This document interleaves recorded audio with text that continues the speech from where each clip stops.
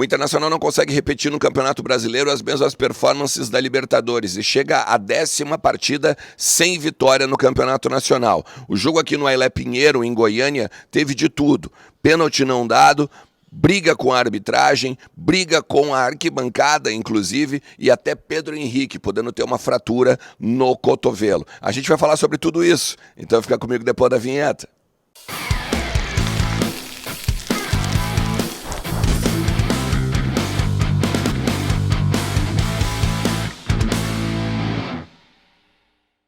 Fala Colorado, como é que vocês estão? Tudo beleza? Bom domingo pra todo mundo, ainda que um domingo sem vitória do Internacional, né? Vamos comer aquele churrasquinho, pensando ainda que estamos muito próximos ali do Z4, muito próximos da zona que não devemos estar na tabela, né? E aí, meu amigo, a gente tem algumas particularidades para falar nos bastidores do que aconteceu aqui em Goiânia no jogo entre Internacional e Goiás, Goiás e Internacional 0-0 no Ailé Pinheiro.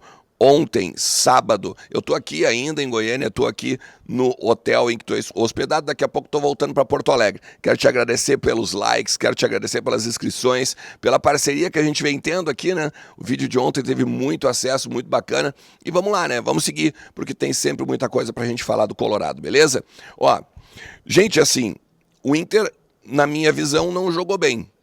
O Inter no primeiro tempo até faz ali uma pressão até os 30 minutos, mas depois diminui o ritmo. E aí me parece muito que é a questão da perda do foco. O fato de não viver mais o Campeonato Brasileiro, o fato de não lutar mais por nada no Campeonato Brasileiro, que não vagas. Um ataque que não marca gols no retorno, né? É mais ainda periclitante a situação, porque mesmo que seja uma defesa que não é vazada a 4 jogos, contando o Bolívar, a gente tem que pensar também que o Inter não marcou gols agora no retorno do Campeonato Brasileiro. E como precisamos de 3 pontos para subir na tabela e sair da zona da degola, óbvio que os gols, eles são importantes, não é mesmo? Vamos tentar traçar um panorama, né, da partida. Eu acho que todos os jogadores foram bem abaixo, com exceção do Rocher, óbvio, né, que para variar todas as vezes que foi exigido na partida, teve supremacia diante dos atacantes do Goiás. Hugo Malho, mais uma vez, muito bem. Acho que o René foi bem. O Arangues, pela performance pessoal, acho que poderia ter dado mais, mas também foi bem. E aí a gente tem o resto muito mediano, né, de uma nota 6 para baixo. O Inter ainda tenta no segundo tempo, bota o Bruno Henrique, que entra muito bem. O Luca, inclusive, entra pela direita ali, fazendo algumas boas jogadas, mas nada que impressione. E aí teve o bafafá com o Luiz Adriano, que inclusive não fez nada no jogador do Goiás para ser expulso, né? Um absurdo o que aconteceu aqui em termos de arbitragem. A gente pode começar falando de arbitragem, por exemplo. Tem esse lance aí, ó, esse lance aí do Ener Valencia, né, em que a bola é obviamente esquecida e o jogador acaba tocando. O Ener Valencia, é um pênalti muito claro. A direção do Inter veio aos microfones para fazer inclusive um pronunciamento, né, de que é um absurdo o que vem acontecendo com o Internacional em termos de pênaltis. Tem um do Valencia no Red Bull, eles enxergam 2 pênaltis no jogo contra o Fortaleza. O Felipe Becker ainda cita o Cuiabá, mas tem outros jogos aqui do Campeonato Brasileiro ainda que dá tranquilamente para colocar pênaltis não marcados, né? E o Inter está muito preocupado com o nível da arbitragem, não só para o Campeonato Brasileiro, mas também para a questão da Libertadores. Para o Campeonato Brasileiro, o Inter ainda diz que já fez vários ofícios para a CBF. E que, obviamente, os ofícios eles são, vamos dizer, eles não são respondidos ou eles são ignorados. A ponto, o fato de ser ignorado é tamanho, incomoda tanto o Inter, que o Felipe Becker diz que vai até a CBF, agora na parada FIFA, no período esse que a gente vai ter agora até o dia 13 para jogar contra o São Paulo, e vai lá falar com a CBF pessoalmente, porque já que eles não dão uma resposta satisfatória, eles vão agora então para o confronto ou para a conversa cabeça a cabeça, né, o tete a tete. Só que o Inter se preocupa nessa questão com a Libertadores.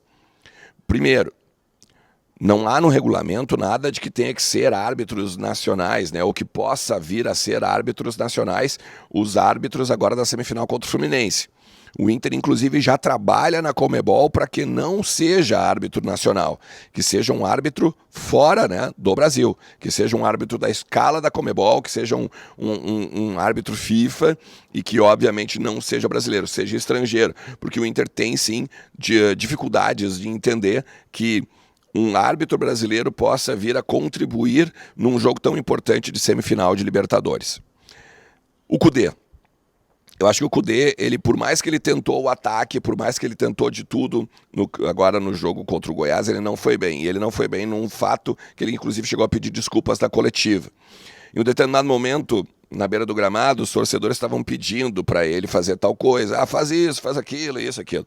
E ele, no auge da adrenalina, segundo ele mesmo diz, ele vira pro torcedor e diz assim, tá, o que tu quer que eu faça? Só que daí o torcedor, no meio do negócio, começou a falar bobagens para ele, começou a falar palavrões, começou a ignorar. E ele, obviamente, no auge da adrenalina, vou voltar a dizer, foi a frase que ele usou, né? Na adrenalina, na vontade de querer ganhar, eu fui lá e falei um monte de besteira também para o torcedor. Então ele pediu desculpas na hora da coletiva, pediu desculpas no microfone, dizendo que ele não deve fazer isso, né? Na hora que o cara começou a falar bobagem para ele, ele tinha que ter saído e deixado de lado, né, vamos dizer assim, o bafafá, ali o burburinho. Chamou muita atenção, né? Porque o Kudê começa a gritar na beira do gramado, virado para a arquibancada, e fala uma série de palavrões. Cheguei a comentar isso na Maratona Mais 45, e aí, obviamente, não ficou muito bom para o treinador. O Kudê tem um problema agora para o jogo contra o São Paulo, primeiro de tudo, que é a data FIFA. A gente vai estar sem o Rocher, sem o Johnny, sem o Arangues, sem o Valência. A tendência é que também esteja sem o Maurício, porque o Maurício joga no dia 11 em Marrocos, pela seleção olímpica. Tá? Então, teoricamente, vão ser 5 desfalques. Mais o Luiz Adriano, que foi expulso, mesmo que injustamente, vai ter que cumprir a suspensão automática. Conversei com o Luiz Adriano, inclusive, aqui. O Luiz Adriano disse assim, eu não fiz nada no cara. Ele me pega pela camisa e eu fico olhando para ele parado, como quem diz, cara, não vou te dar o que tu quer, não vou, vamos dizer assim, revidar, né? Porque já tinha acontecido a expulsão do lateral, né, do Goiás, daí tem meio que uma briga entre o Gabriel e o Palácios, e aí dá um enrosco, né, porque o Gabriel empurra a bola contra o Palácios cai no chão e tal, tenta fazer uma onda, e aí quando dá todo esse tumulto aí, o Luiz Adriano é expulso em cima dessa questão aí do cara pegar ele pela camisa. E pede, inclusive, né, cara, fala, porque vocês conseguem ver na imagem que eu não fiz nada. Eu fui expulso injustamente, muito injustamente. Então, tá aí o Luiz Adriano, né, se manifestando nesse sentido. Então a gente não vai ter o Ener Valencia, não vai ter o Luiz Adriano e talvez o substituto natural, que seria o Pedro Henrique, também não tenhamos. Porque o Pedro Henrique sai ontem com o braço imobilizado por conta de uma jogada na defesa do Inter. O Inter está tomando uma pressão e tal, e ele vai lá e tira a bola e acaba tomando um chute no braço. A suspeita é de fratura no cotovelo. E aí o Internacional, então, ele teria que botar, obviamente, uma imobilização. Já saiu daqui, imobilizado, inclusive, e aí, a partir disso, ficaria fora também do jogo contra o São Paulo. Pode aparecer o Luca? Até pode. Pode daqui a pouco o Kudê jogar sem centroavante, jogar meio que com um falso 9, com 2 jogadores de movimentação? Pode. Mas agora o Internacional tem 2 dias de folga, volta na terça-feira à tarde, e aí que vão começar a pensar no Campeonato Brasileiro. Beleza?